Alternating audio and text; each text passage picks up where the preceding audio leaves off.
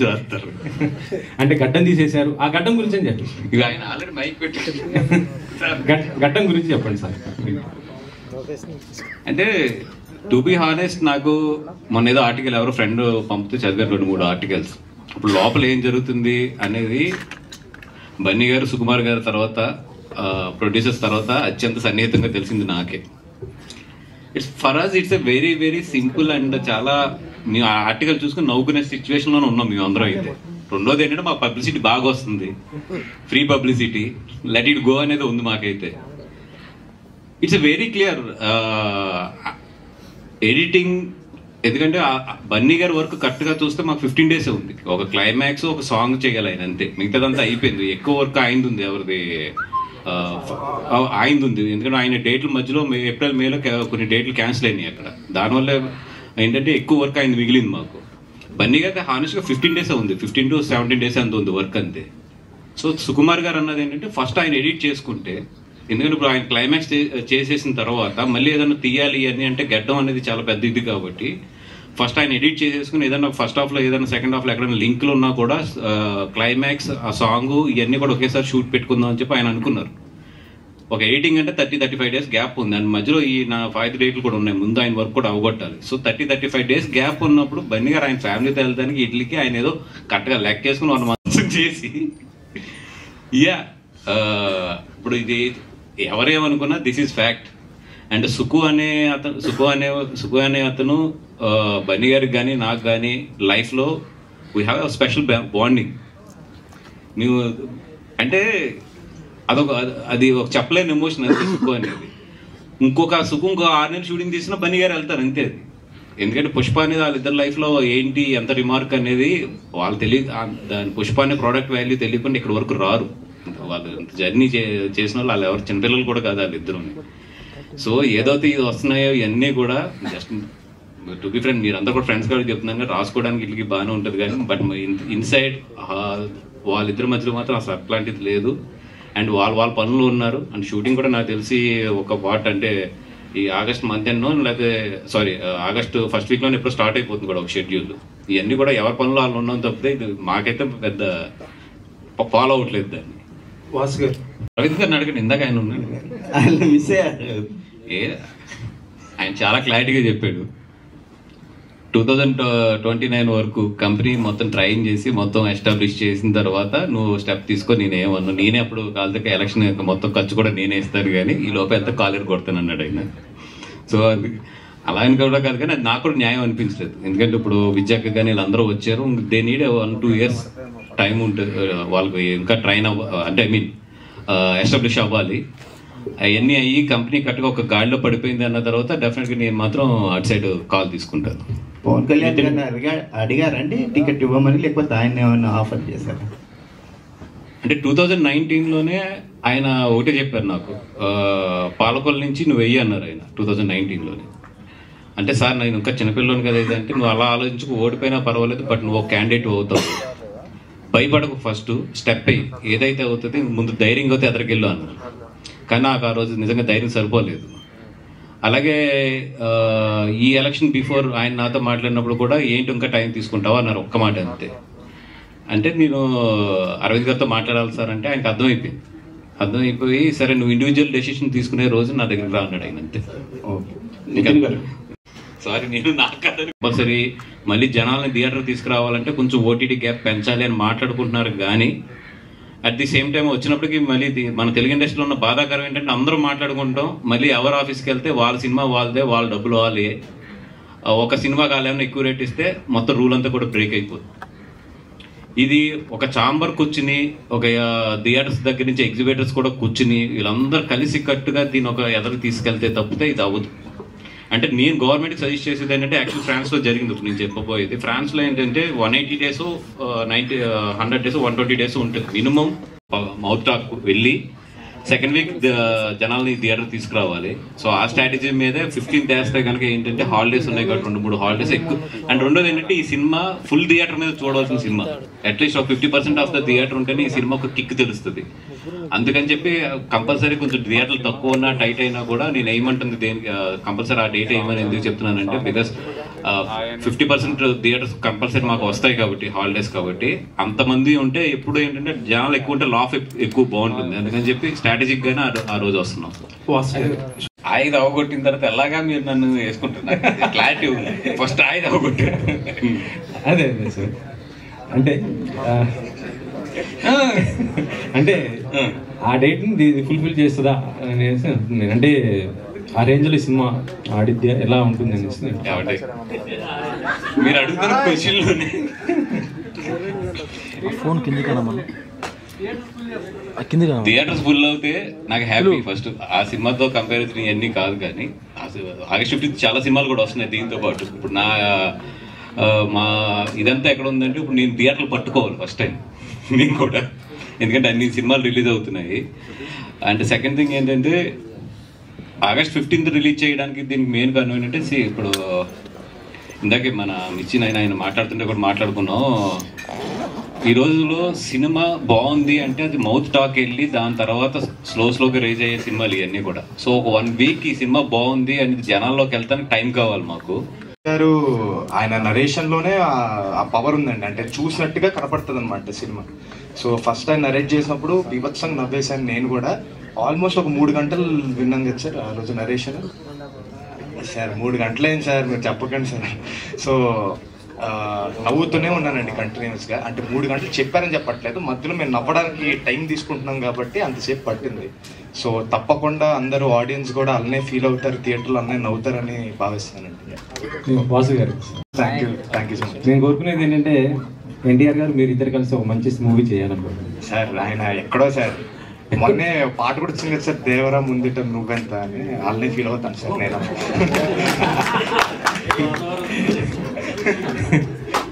కానీ ఏదో రోజు మీరు కూడా అంత స్టార్ అవుతారండి. Thank you sir, thank you sir.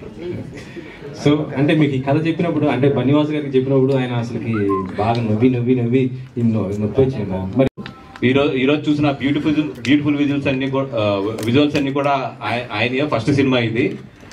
ఒకటే అడిగాం, ఎలా ఉండాలి సార్ మీకు సినిమా అన్నప్పుడు అంజి గారు చెప్పింది ఒకటే ఏంటంటే, సార్ ఒక వర్షం కోనసీమ అంతా తడిచి గ్రీన్గా ఉండాలన్నారు, కానీ షూట్ చేసిన మొత్తం మేలోనే ఏప్రిల్లోనే షూట్ చేశారు. కానీ మీరు విజువల్ చూడండి, ఒక వర్షం థియేటర్లో కూర్చుంటే కురుస్తున్నట్టే ఉంటుంది సినిమా అంతా కూడా.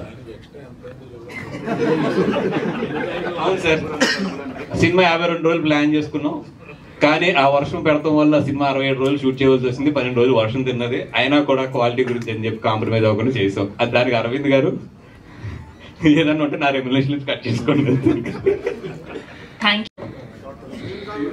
అంటే ఇందాక థీమ్ సాంగ్ లో ఆ పదం వచ్చిందండి, మీరు ఎలా చూసారు నాకు. ఆ ట్రాక్ అయితే అది ప్యూర్ అంజి గారి ట్రాకే.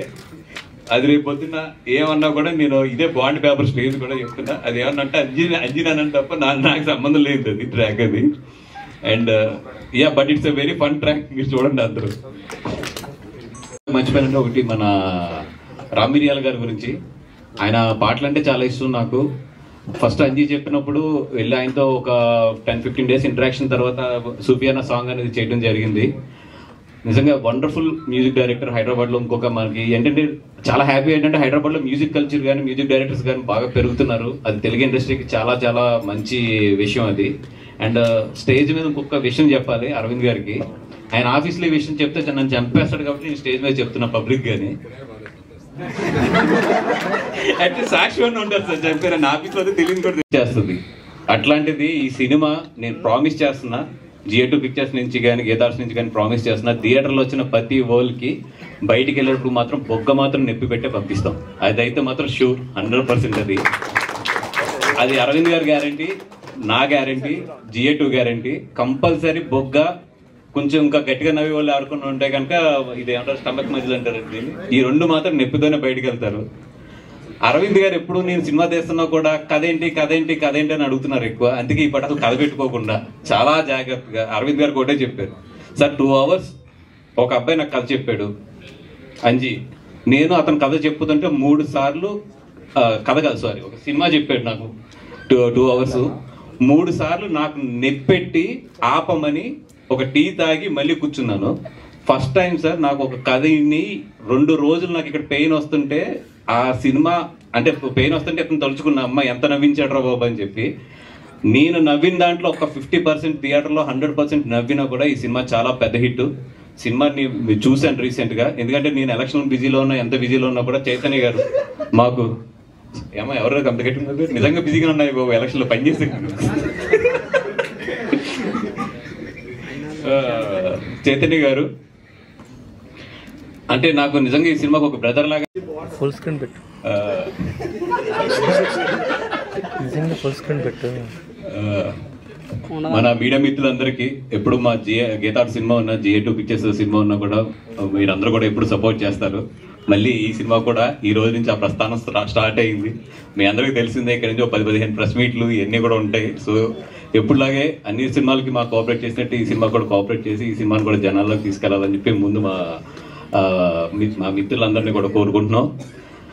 అదేవిధంగా అన్ని సినిమాల కన్నా కూడా ఈ సినిమా ఎందుకు ఇప్పుడు నేను బాగా ఇష్టపడుతున్నాను అంటే కనుక, నాకు ఇష్టమైంది ఎప్పుడు కూడా ఫన్. మీరు అందరూ కూడా చూసుంటారు, ఎంత సీరియస్ విషయంలో ఉన్నా ఏదున్నా కూడా దాన్ని కూడా ఒక ఫన్ కానీ ఒక ఎంటర్టైన్మెంట్ కానీ నేను అరవింద్ గారు మాట్లాడుకుంటూ ఉంటాం ఒక విషయాన్ని.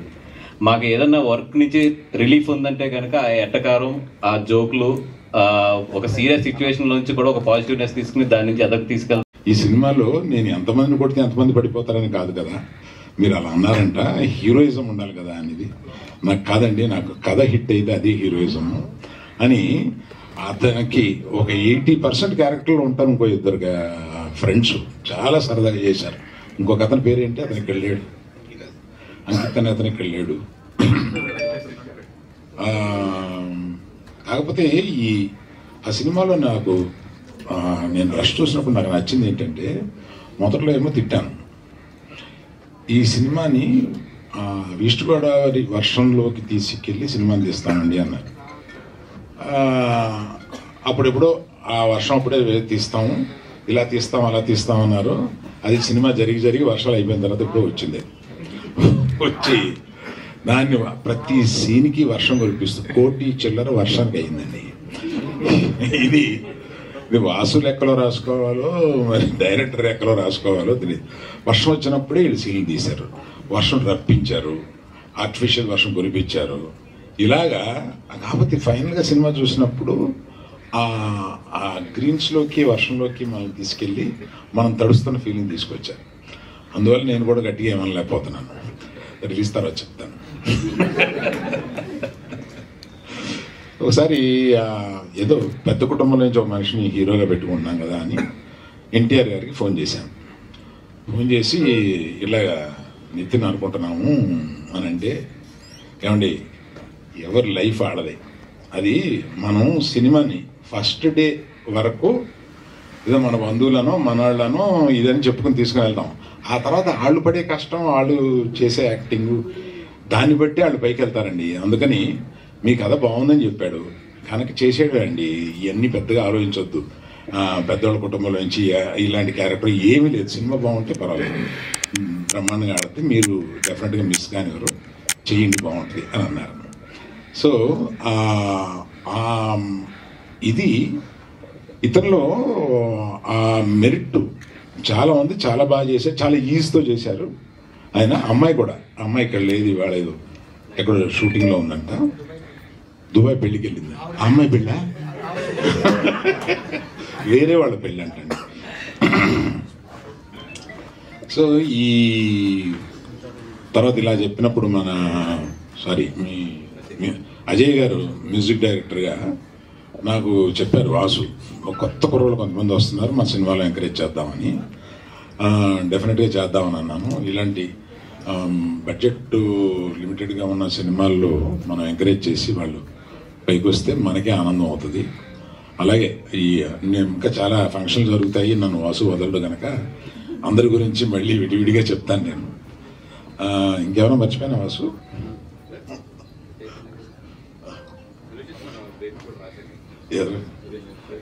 బేబీ కూడా రాశారు కదా మీరు. లిరిసిస్ట్ సురేష్ గారును, తర్వాత మాకు చైతన్య గారు మా బ్యానర్లో, అంటే ఈయన కష్టాలు వస్తే అతుకునే టైప్ అనమాట. అంటే ఎక్కడో జరగటం లేదు, ఇదేదో ఎడిటింగ్ దీన్ని ఇంకా బెటర్గా చేయాలి, లేకపోతే ఈ సినిమాని కొంచెం బెటర్గా చూపించాలి అనుకున్నప్పుడు ఆయనకున్న అనుభవం తీసుకొచ్చి చూపిస్తే ఆయన నన్ను అక్కడ కూర్చుని నెలల తరబడి దాన్ని రిపేర్ చేస్తూ మనకు వచ్చే ప్రోడక్ట్ని మనం అలా చూస్తాం, కానీ వెనకాల చాలా కష్టాలు ఉంటాయండి. ఆ కష్టాలని ఎక్కువ పంచుకునే వాళ్ళలో మా గీతార్స్లో చైతన్య ఒకరు. Thank you Chaitanya, thank you. So media మిత్రులకి ఇక్కడ నుంచి జనం బాగుంది అని చెప్పే వరకు మీరు తీసుకెళ్ళాలి. మాకు ఓపెనింగ్ వచ్చినాయి అంటే మీరు కొంత కారణం అవ్వాలి. Thank you very much.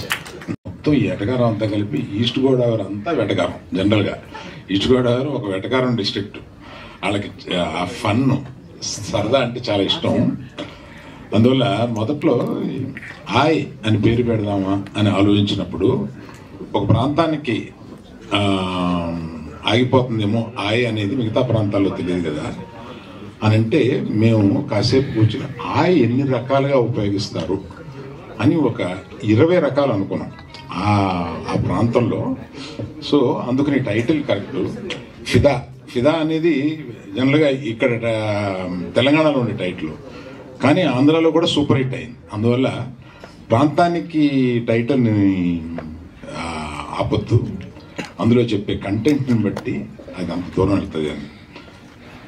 Cinema చాలా సరదాగా ఉండే సినిమా. అంటే ఇవాళ సరదాగా ఉండే సినిమాలు బాగా పే చేస్తున్నాయి కాబట్టి తప్పకుండా ఇది పే చేస్తాను అనుకుంటున్నాను నేను.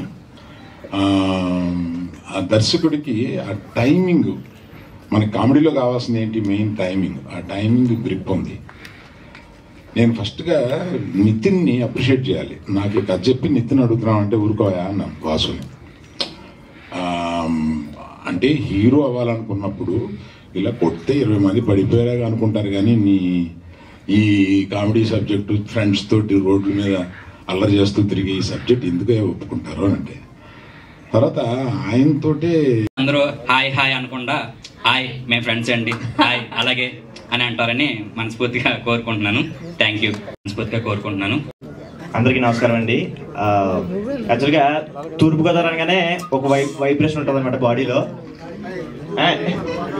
అదేనండి, ఆ గోదావరి జిల్లా అనగానే మనకి ఫస్ట్ గుర్తొచ్చేది ఆయ్. మరి ఆయ్ అనే వర్డ్ తీసుకుని దాన్ని టైటిల్ గా పెట్టుకుని మరి మూవీ చేశారు మా అంజి గారు. దాంట్లో నాకు క్యారెక్టర్ ఇచ్చారు. Thank you so much sir, director గారికి, ప్రొడ్యూసర్ గారికి. సో రిలీజ్ అయిన తర్వాత ఓన్లీ ఈస్ట్ వెస్ట్ లోనే కాదు, రిలీజ్ అయిన ప్రతి చోట కూడా ఈ ఆయన వర్డ్ వినపడుతుందని మనస్ఫూర్తిగా కోరుకున్నాను. థ్యాంక్ యూ సో మచ్ అండి. జై Hind. Good evening everybody. Hi my friends అండి. సో పిక్చర్ కొంచెం most of the film edit రూమ్లో చూశానండి నేను. After very long time I laughed out loud అనే మూవీకి మ్యూజిక్ చేసే అవకాశం ఇచ్చిన బనివాస్ గారికి అండ్ అల్లు అర్జున్ గారికి చాలా థ్యాంక్స్ అండి.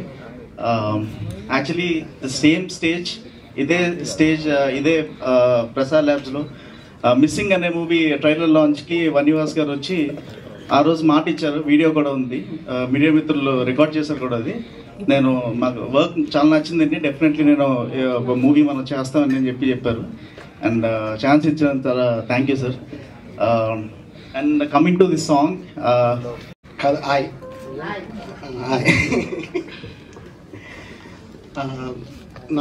నాకు ఈ అవకాశం ఇచ్చిన అల్లు అరవింద్ గారికి, బనివాస్ గారికి చాలా థ్యాంక్స్ చెప్తున్నాను. యాక్చువల్గా ఈ సినిమా చాలా ఎంటర్టైన్మెంట్గా ఉంటుంది. యాక్చువల్గా చాలా గోదావరి సినిమాలు చూస్తుంటారు, కానీ ఇప్పుడు దాకా వచ్చిన గోదావరి సినిమాల కంటే ఇది కొంచెం బెటర్ ఉంటుంది. ఎందుకంటే నేను అక్కడ పెరిగి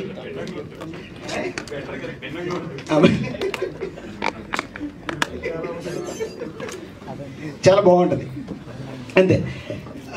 ఎందుకంటే అక్కడ యాక్చువల్గా నేను అక్కడ పెరిగి చూసిన విషయాల మీద ఉంటుంది ఎక్కువ ఎంటర్టైన్మెంట్.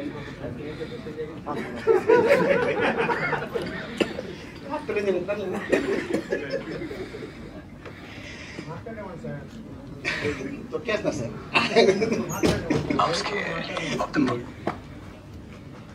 ఇకపోతే ఇక సినిమాలు బట్టి కామెడీ సీన్స్ కొన్ని రిపీటెడ్గా చూస్తాం.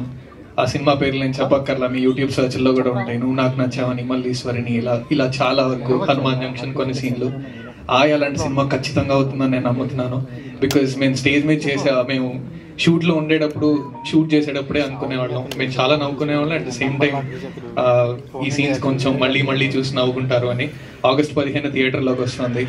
ఫ్యామిలీ అందరూ, చిన్న పెద్ద అందరూ కలిసి వెళ్ళి ఖచ్చితంగా చూసి నవ్వుకుంటారు. పాప్కార్న్ తింటూ సినిమా చూడొద్దు, కొరపోతుంది ఖచ్చితంగా. సో అంతా నవ్వుకుంటారు. Thank you so much for the opportunity. August 15th in theaters. Bye.